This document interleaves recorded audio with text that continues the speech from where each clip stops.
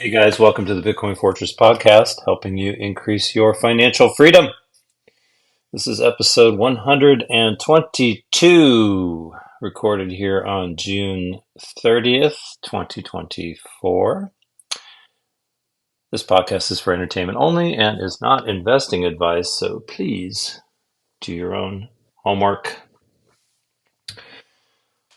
All right, we'll start with the market update and outlook and then get into the week's top Bitcoin news.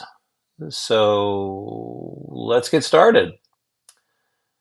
The S&P 500 on Friday snapped a 3-week win streak, but the bigger story was the benchmark index closing out the first 6 months of 2024 with a whopping 14.5% advance. The stellar first half performance that saw the S&P 500 go on a record-breaking spree was largely driven by a blistering rally in technology stocks over the artificial intelligence craze and progress towards a scenario where the Federal Reserve can finally begin to cut interest rates, money printer go burr.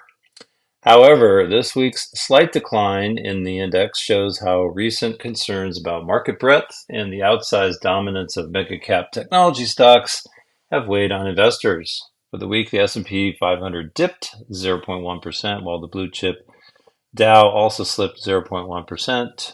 The Nasdaq added 0.2%. Looking ahead, Wall Street will see a holiday-shortened week due to Independence Day falling on July 4th, but investors will still have plenty to look forward to. The economic calendar will be dominated by data on the labor market. The latest job openings and labor turnover survey is scheduled for Tuesday, followed by ADP's reading on private sector employment on Wednesday. They will lead into Friday's closely watched non-farm payrolls report for June. Economists expect payroll gains to slow from 272,000 in May to 200,000 and the unemployment rate to stay level at 4%.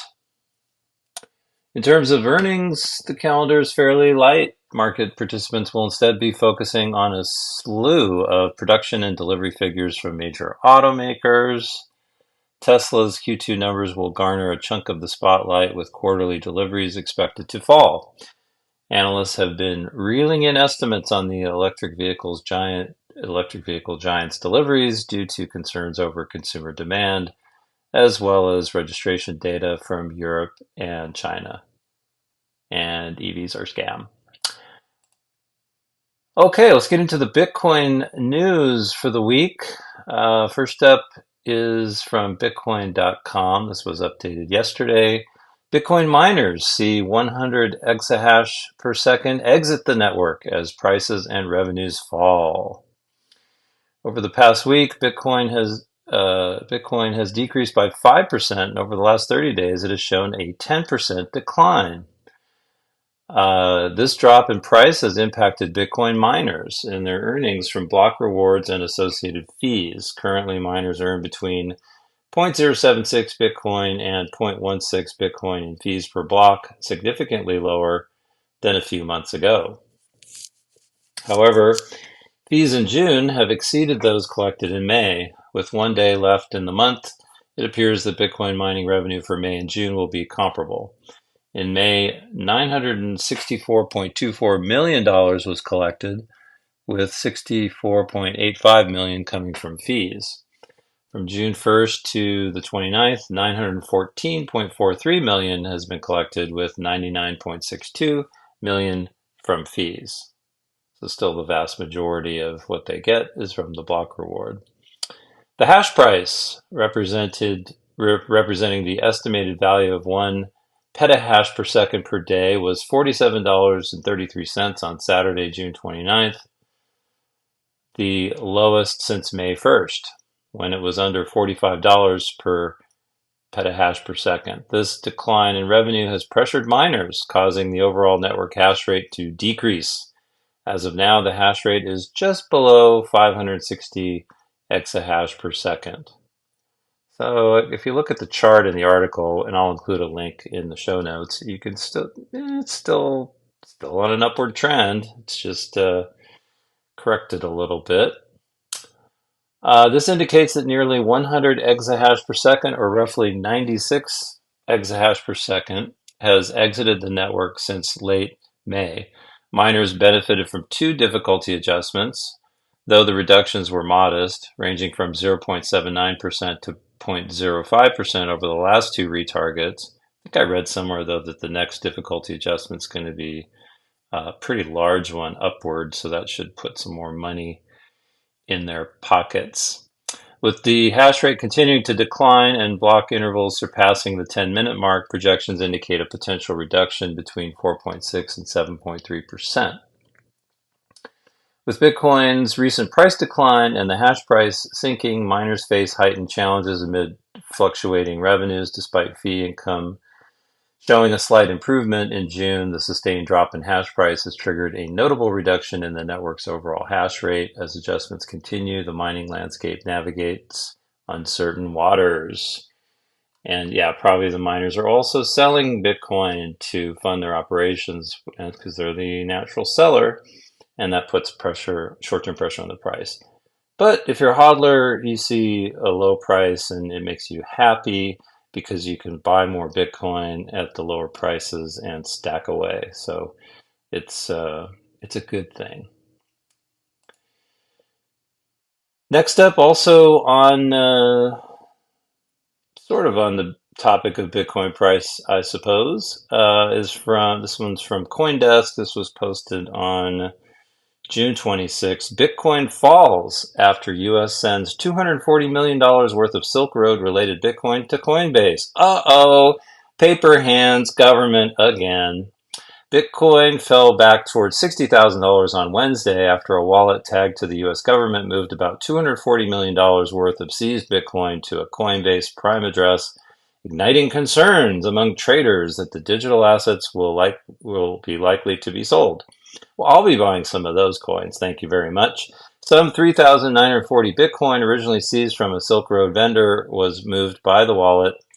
According to an Arkham Intelligence social media post, this Bitcoin was originally seized from narcotics trafficker Banmeet Singh and forfeited at trial in January 2024, the post said.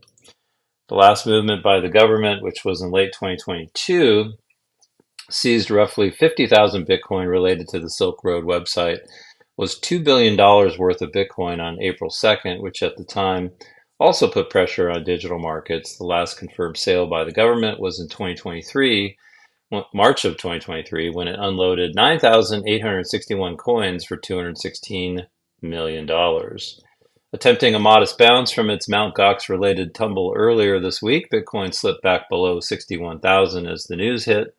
It's since edged back to 61,100, down 1% over the past 24 hours, with the broader CoinDesk 20 index lower by the same amount. Ether also slipped on the news, falling 1.6% on the day. I think I also read somewhere that the German government seized a bunch of Bitcoin too, and they're selling it as well. So paper hands. Next up is from BitcoinNews.com. This article was posted on June 25th, and again, more FUD on price.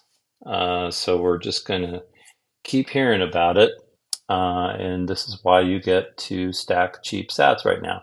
Mt. Gox to begin, one of the reasons. Mt. Gox to begin long-awaited Bitcoin repayments to users in July.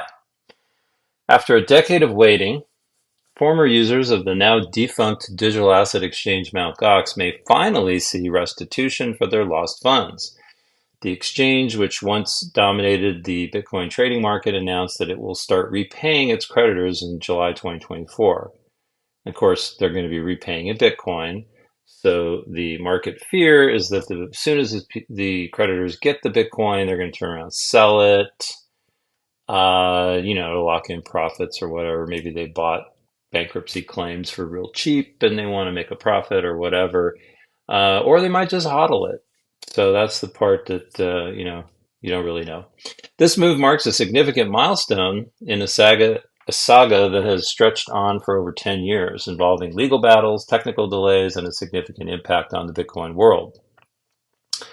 Mt. Gox was founded in 2010 by Jed McCaleb and later sold to Mark Karpeles, who transformed the platform from a site for trading collectible cards into the world's largest Bitcoin exchange. At its peak, Mt. Gox handled over 70% of all Bitcoin transactions globally. However, in early 2014, the exchange suffered a catastrophic security breach, losing approximately 850,000 Bitcoin, which were worth $450 million at the time. The hack was the result of multiple unnoticed security breaches between 2011 and 2014.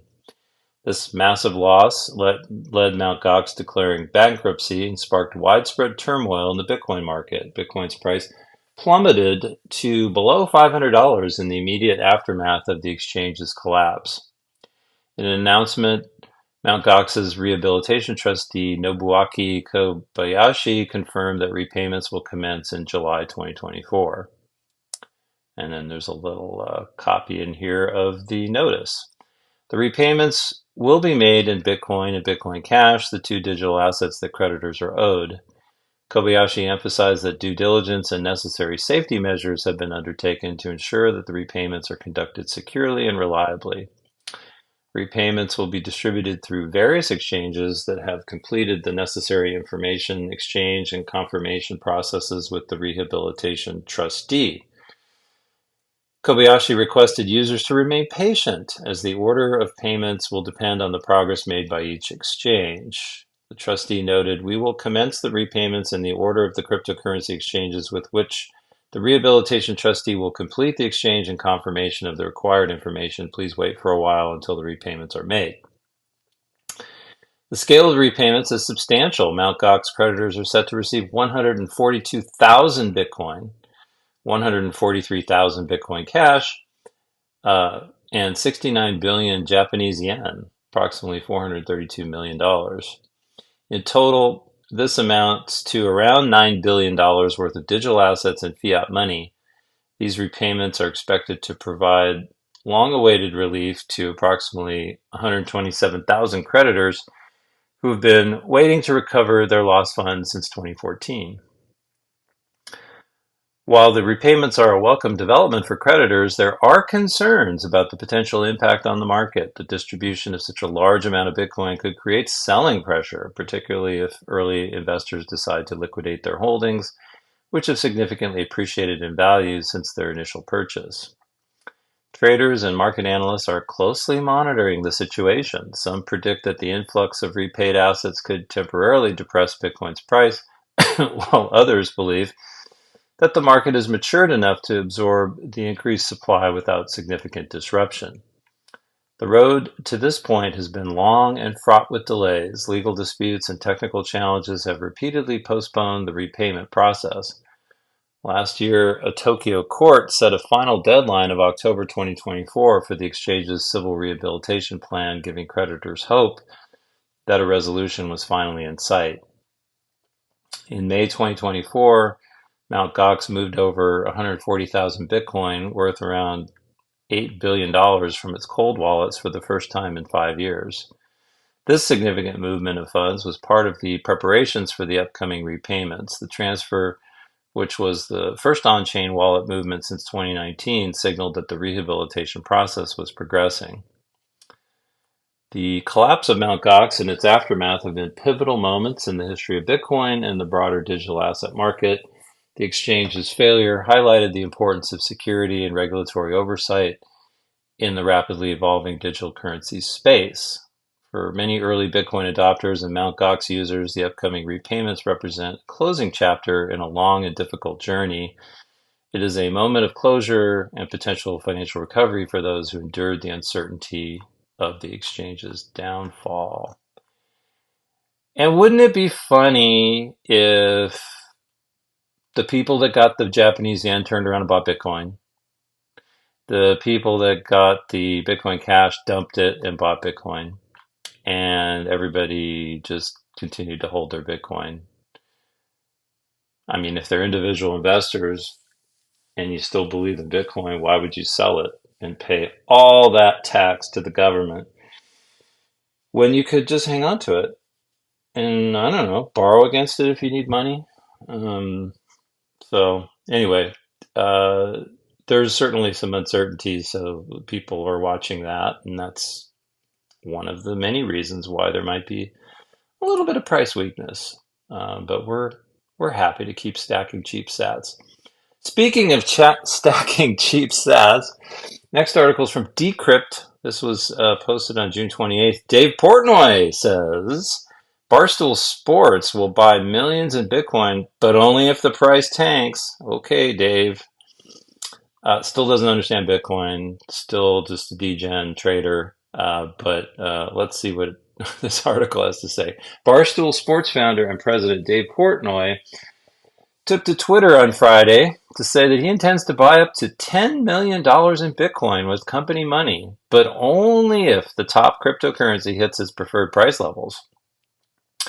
I'm going to take Barstool money and probably buy like 5 million, 10 million of Bitcoin if it gets into the 40,000s. Portnoy told his 3.1 million followers in a live stream, I'm not going to buy in the 60s. I already have a ton of personal Bitcoin, so don't get it confused, he added. Okay. Bitcoin currently sits at a price just above 60,000, having experienced volatile price action in the last few months since hitting a new all-time high price above 73,000 in March. It was last priced below the 50,000 mark in February. Responding to Portnoy's latest Bitcoin tweet, many crypto Twitter traders told the brash investor to use caution in his latest investment push and to utilize a dollar cost averaging strategy. Dollar cost averaging refers to an investment strategy where investors regularly, biweekly, monthly invest a fixed amount of money in a particular asset, regardless of its price, reducing the impact of volatility. Some crypto investors utilize this type of strategy instead of trying to predict market movements, and that's certainly what MicroStrategy does, and that's what most people do. Stay humble and stack sats. Portnoy's video message is the latest in the outspoken personality's love-hate relationship with Bitcoin. In February 2021, Portnoy proclaimed, I will never buy Bitcoin. Bitcoin is the only thing that doesn't go down, 51,000. Bitcoin is fucking 51,000 and 11,000 last August. Jesus Christ. Portnoy said at the time, I'm never buying Bitcoin. Never, never, never. I don't believe in a thing about it, he said, while also acknowledging the asset's profitability. That March, Portnoy took to Twitter again to congratulate Bitcoin investors who held on to their investment until it reached 60,000, saying that he fucked up and had paper hands. I want to congratulate all my Bitcoin people out there, Portnoy said in the Twitter video, when you're wrong, you're wrong. I fucking paper-handed, sold it. I fucking can't take Bitcoin, the ups and downs. I wish I had it. I took all my money and I put it in what I think I know and what I can control. I don't know Bitcoin. I fucked up. Portnoy did not immediately respond to a request for comment by Decrypt. Poor Dave. He's so confused.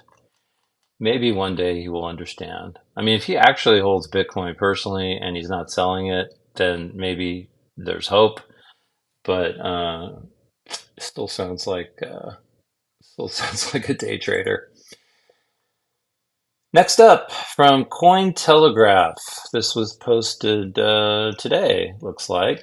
Number of crypto ATMs installed nears its all-time record. So a little interesting update on adoption.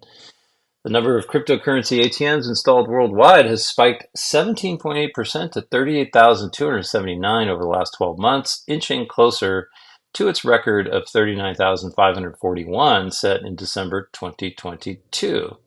As of 2024, there have been 2,564 new cryptocurrency ATMs installed, indicating a positive trend compared to the net loss of 2,861 machines in 2023, according to Coin ATM Radar.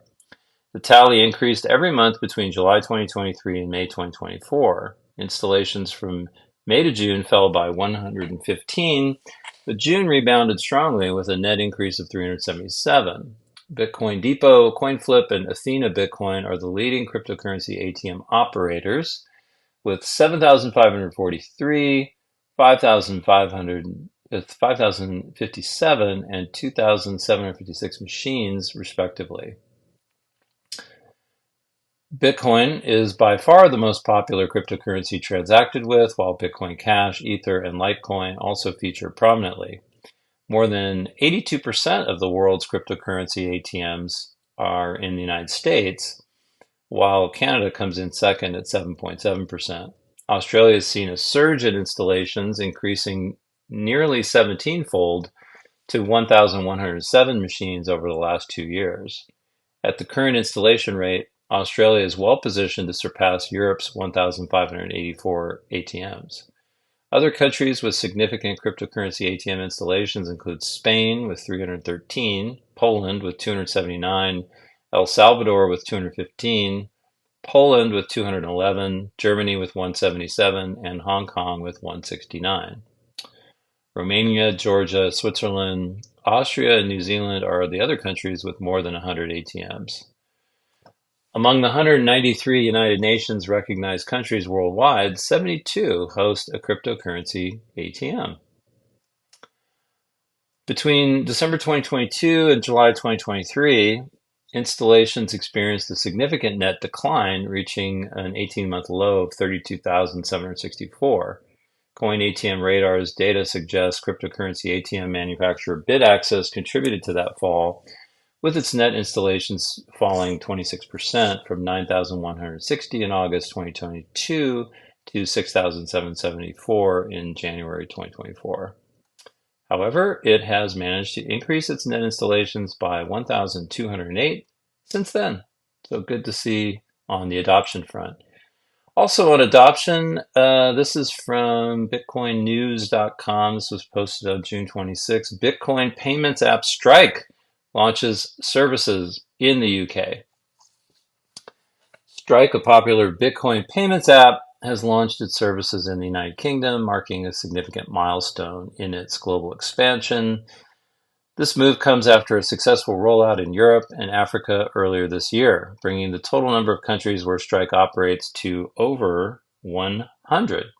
The launch in the UK opens up new opportunities for both individuals and businesses to engage in fast, low-cost transactions using Bitcoin and the Lightning Network. Strike app, founded by Jack Mallers, aims to make Bitcoin accessible to everyone through its user-friendly mobile app. The app allows users to buy, sell, send, withdraw, and make global payments with Bitcoin. The key feature of Strike is its use of the Lightning Network, which enables fast and cost-effective micropayments. The technology operates as a network of bidirectional payment channels on top of the Bitcoin blockchain, making it ideal for quick and inexpensive transactions. Jack Mallers underscored the importance of the latest launch, stating, "With a population of 67 million, the UK is the second largest economy in Europe and the sixth largest globally, presenting significant opportunities for Bitcoin adoption." He added, "Our work is far from done," highlighting that Strike is dedicated to expanding Bitcoin usage and offering their services worldwide, regardless of regulatory challenges. Strike offers several features designed to make Bitcoin transactions seamless for UK users. The app allows users to buy Bitcoin directly with free unlimited GBP deposits from their bank accounts. Users can also set up automatic conversion and scheduled recurring purchases. Additionally, customers can sell their Bitcoin and withdraw the funds to their bank accounts, transfer Bitcoin to their self-custodial wallet, or make instant payments over the Bitcoin or Lightning Network. One of the standout features of Strike is the Send Globally function. This allows UK users to make fast, low-cost, local currency remittances by turning GBP into foreign currencies in eligible countries. These countries include Benin, Ghana, Ivory Coast, Kenya, Nigeria, Rwanda, Senegal, Togo, the Philippines, Mexico, and Vietnam. The Bitcoin Lightning Network acts as a global payment rail, facilitating these transactions. To comply with UK regulations, Strike has implemented a robust onboarding process for new users. This includes an appropriateness assessment quiz that tests users' knowledge about Bitcoin. Users are required to pass this quiz to use the app, ensuring they understand the risks involved in investing in Bitcoin. The app also includes customary risk warnings to inform users about the potential downsides. Users have two classification options: restricted investor and high net worth investor. Restricted investors allocate less than 10% of their net assets to high-risk investments, while high net worth investors have earned over £100,000 in the past 12 months or have net assets exceeding £250,000. If users do not meet these criteria, they're not eligible to use Strike at this time. If neither of these statements apply to you, you are not eligible to use Strike at this time, the app states. Once users pass the knowledge test, there's a 24-hour cooling off period before they can access the app. This additional step ensures that users have ample time to consider their decision before engaging in Bitcoin transactions. Wow, the UK really wants to, quote, protect their people, don't they? Strike's expansion into the UK is part of a broader strategy to make Bitcoin accessible worldwide. Strike believes that its growth demonstrates confidence in Bitcoin's future. Maulers added, "We're incredibly excited to offer our services in the UK while complying with local regulations for Bitcoin. While some Bitcoin companies have retreated from the UK, we are expanding our presence, doubling down on our commitment to further Bitcoin adoption globally." Strike also plans on serving high net worth individuals, family offices, and corporations looking to buy and sell larger amounts of Bitcoin through Strike Private, a white glove service offered by the company. One of the key technologies behind Strike's success is the Lightning Network. The second layer solution for the Bitcoin blockchain enables instant, unlimited, and free payments globally between Strike users. The Lightning Network simplifies the process of receiving payments with a Lightning address, which uses an email-like format, for example, username@strike.me. Users can choose whether to receive Lightning address payments in Bitcoin or GBP. Similarly, senders can select when to send from their Bitcoin or GBP balances over Lightning. Alternatively, users can pay or issue zero-value Lightning invoices. These invoices give the payer of the invoice the freedom to set the amount themselves, making it possible for participants to send or receive any amount of Bitcoin to or from their Bitcoin or GBP balances. The Lightning Network also enables global peer-to-peer transfers via Strike, allowing UK users to send money from their GBP balance to a friend's Strike account anywhere in the world. The recipient can receive the value as Bitcoin, GBP in the UK, Euros in Europe, US dollars in the US, or USDT in supported global regions. The UK has seen significant changes in its regulatory landscape concerning digital assets. In 2021, the Financial Conduct Authority banned the sale of digital asset derivatives and exchange-traded products to retail investors. However, the UK's stance on the matter has been evolving. The Financial Services and Markets Act 2023 provided the groundwork for the UK's regulators to oversee stablecoins and other digital asset activities. This act placed these assets within the same regulatory framework as traditional financial services.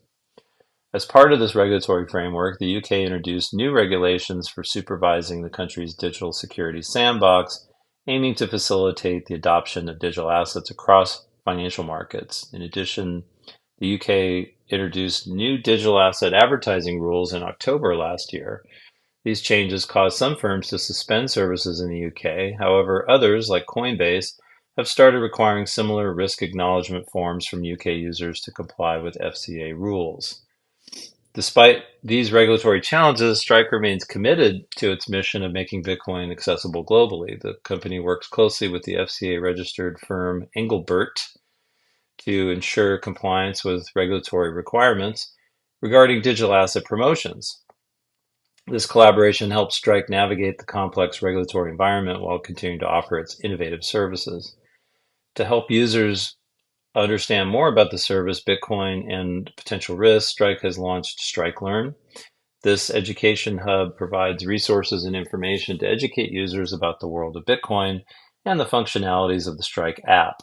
UK customers are shown risk warnings to comply with local rules, ensuring they are well informed before engaging in Bitcoin transactions. As Strike continues its global expansion, the company is focused on overcoming region-specific regulatory hurdles while delivering key functionality to its users. The UK launch represents a significant step forward in Strike's mission to promote Bitcoin adoption and drive financial innovation. So very cool to see. You love to see it.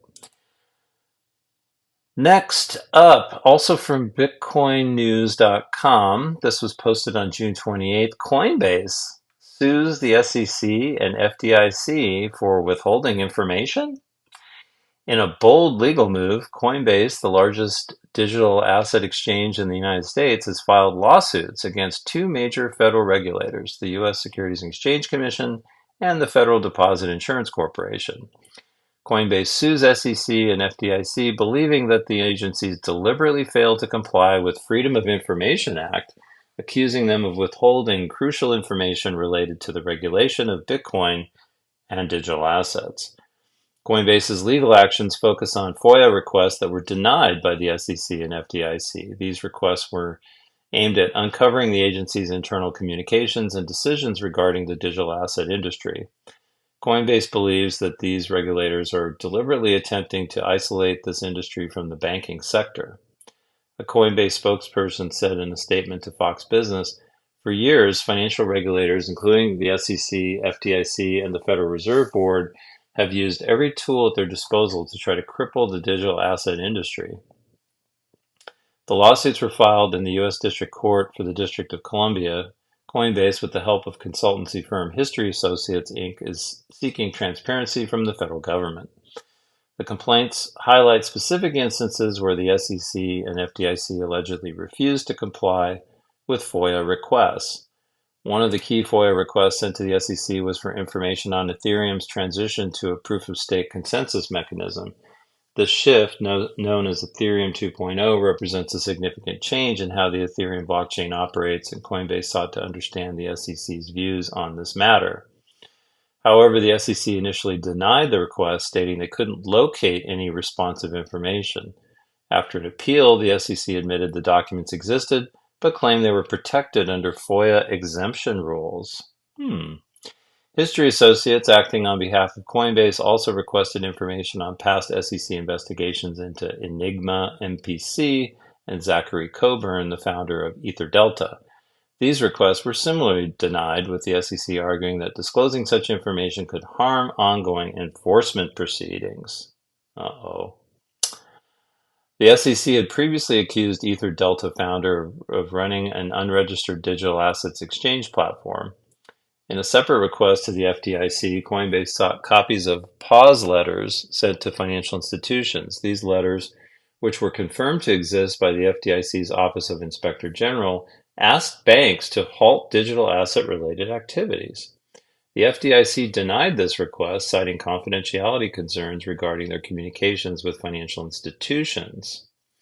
Coinbase's lawsuit suggests that the actions of the SEC and the FDIC are part of a broader strategy referred to as Operation Choke Point 2.0, aimed at cutting off the digital asset industry from essential banking services. This alleged effort is reminiscent of a 2013 initiative by federal regulators to deny banking services to high-risk businesses like payday lenders. The complaint filed by History Associates on behalf of Coinbase stated the pause letters weren't a good faith effort to supervise the crypto-related activities of financial institutions. They were a transparent effort to stop those activities altogether, part of FDIC's and other regulators' scheme to cut off digital asset firms from necessary banking services. Coinbase's clash with the SEC is not new. The exchange has been in ongoing disputes with the SEC over regulatory clarity for the digital industry. And there's more in this article, but I think we get the gist of it. And so it's quite interesting, and sometimes that's what you have to do. You know, if the regulators aren't going to listen, you have to sue them. And especially if they're not going to give you information that's relevant, and they're going to make excuses about why they can't share that. Now, this next piece of news is quite interesting and may actually help some of this over-regulation that's occurred. This article is from Bitcoin Magazine. This was dated June 28th. Pretty significant event this week. Supreme Court decision overturns Chevron, a victory for judicial authority and Bitcoin. In a landmark decision on June 28th, 2024, the Supreme Court of the United States, by a 6-3 vote, overruled the long-standing Chevron doctrine, fundamentally reshaping the landscape of administrative law and judicial review.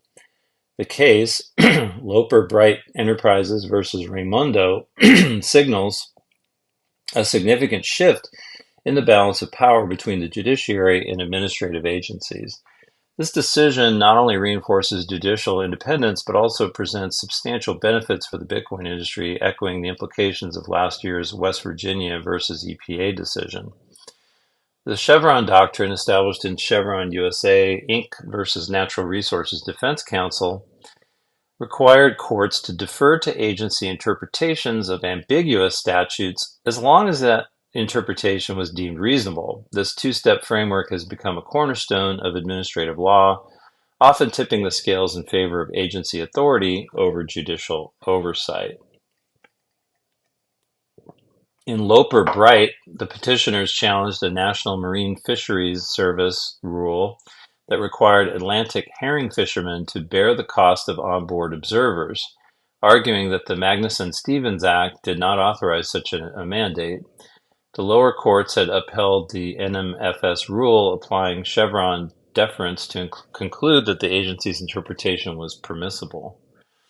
Chief Justice Roberts, writing for the majority, delivered a decisive opinion that dismantles Chevron deference. The court held that the Administrative Procedure Act requires courts to exercise independent judgment when interpreting statutes, rejecting the notion that ambiguities in law should default to agency interpretations. Chevron defies the command of the APA that the reviewing court, not the agency whose action it reviews, is to decide all relevant questions of law and interpret statutory provisions, Roberts wrote. It requires a court to ignore, not follow, the reading the court would have reached had it exercised its independent judgment. Chevron cannot be reconciled with the APA. The ruling emphasizes the statutory ambiguities do not automatically delegate interpretive authority to agencies. Instead, courts must use traditional tools of statutory construction to determine the best reading of a statute, ensuring that agencies do not exceed their conferred powers. The implications of this ruling extend far beyond administrative law, reaching into the heart of the Bitcoin mining industry, much like the Supreme Court's decision in West Virginia versus EPA, which curbed the Environmental Protection Agency's overreach. This ruling reinforces the need for clear congressional authorization before agencies can impose significant regulatory burdens. For the Bitcoin mining industry, this decision is a clear win. Regulatory uncertainty has long been a thorn in the side of Bitcoin miners who rely on predictable and stable access to power and other resources. By curbing the ability of agencies to unilaterally expand their regulatory reach, the court has created a more favorable environment for Bitcoin mining operations. Bitcoin miners have often been at the mercy of shifting regulatory landscapes, which can dramatically impact their operations. For instance, stringent environmental regulations targeting power consumption could have severely constrained the industry. With the Chevron doctrine overturned, any future regulatory attempts to impose such burdens will require explicit and unambiguous congressional authorization, followed by detailed judicial scrutiny.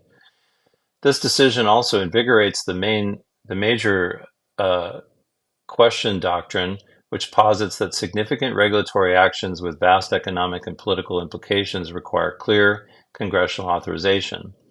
This doctrine can be a powerful tool for Bitcoin miners and other industries to challenge regulatory overreach, ensuring that agencies cannot impose wide-ranging policies without clear legislative backing.